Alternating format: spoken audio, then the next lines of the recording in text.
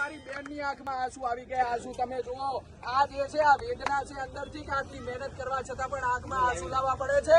અને આ બેરોજગારીનું એક સ્વરૂપ છે કે ભાજપ સરકાર તમારાથી જો આ બહેનોને રોજગારી ના અપાતી હોય તો એક ઢાંકણીમાં પાણી લઈ અને જતા રહો અહીંયાથી.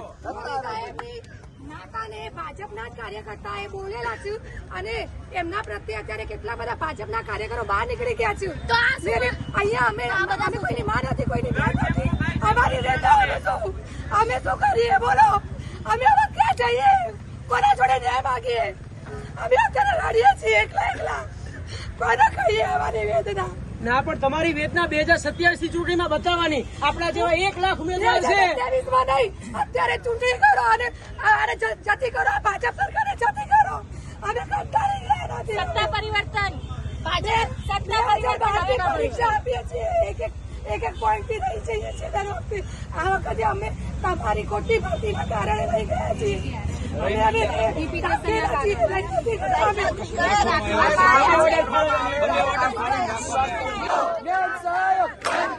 શિક્ષકોની ગુજરાત માંગે સહાયક